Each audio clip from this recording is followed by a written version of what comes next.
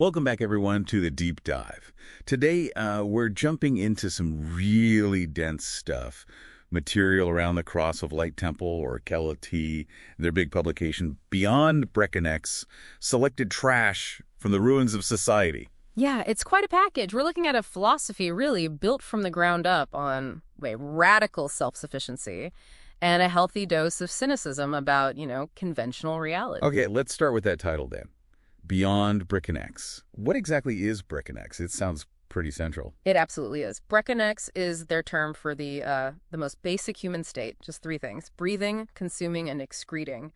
Breconex. That's it. Breathing, consuming, excreting. That's the floor, the biological baseline you can't escape if you want to stay alive in a physical body. And they're quite specific about what's not included, aren't they? The whole procreation thing. Oh, yeah. They explicitly call the idea that the drive to procreate is fundamental, obvious nonsense. Their argument is pretty straightforward, actually. Yeah. Well, you have to breathe, eat, and, excrete to survive. But you absolutely can survive without having children or even sex. It's elective, not essential. So not fundamental. Makes sense. Exactly. So going beyond Breconex means moving past survival, past those bodily functions as the defining aspect of life.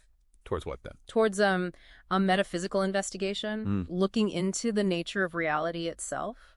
And they root this firmly in experiences like trauma, feeling distracted, the sense of being trapped. They mentioned Blake, right? The mind-forged manacles. Precisely. That feeling of being imprisoned by society's rules, by your own thinking, conditioned thinking. Which brings us back to that subtitle. Selected trash from the ruins of society. That's quite a statement about your own work. Why call it trash? Because for KLT, society is rumen. It's built on lies, hatred, absurdity. It always has been, they argue. And, well, it always will be. So any attempt to communicate something profound, something beyond Breconex from within that ruined system is probably destined to fail, as they put it. So even if a work is technically amazing or deals with big spiritual themes, its context, its origin within the ruins taints it, makes it trash. Wow, that's bleak. It is.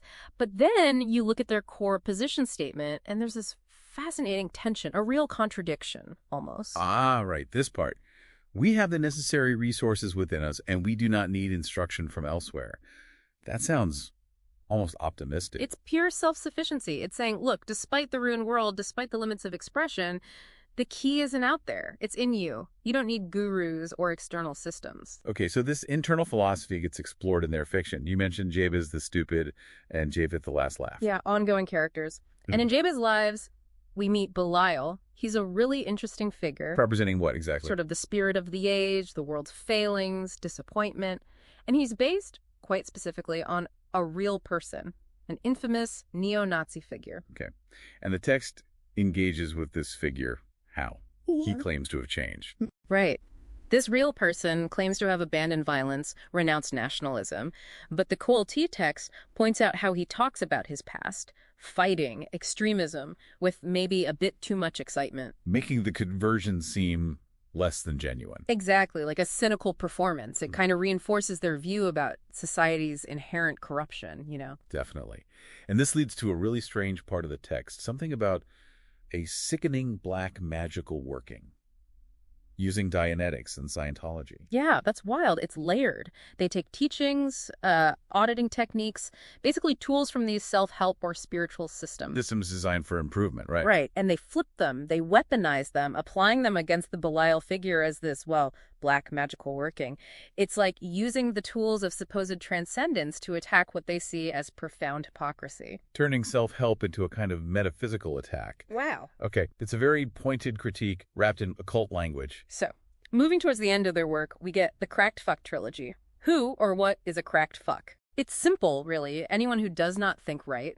And importantly, they include the author in that. It's a pretty universal condemnation. And this trilogy ends with a business venture.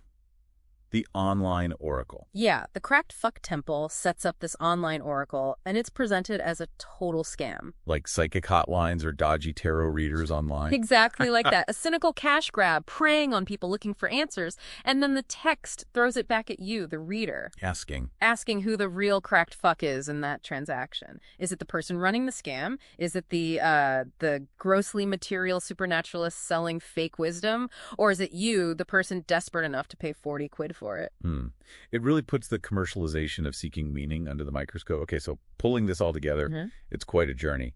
From Breconex, the bare minimum of existence, through this idea of society as ruins, the internal self-sufficiency, the critiques via characters like Belial, and ending on this question about commodified spirituality, it really forces you to examine your own assumptions.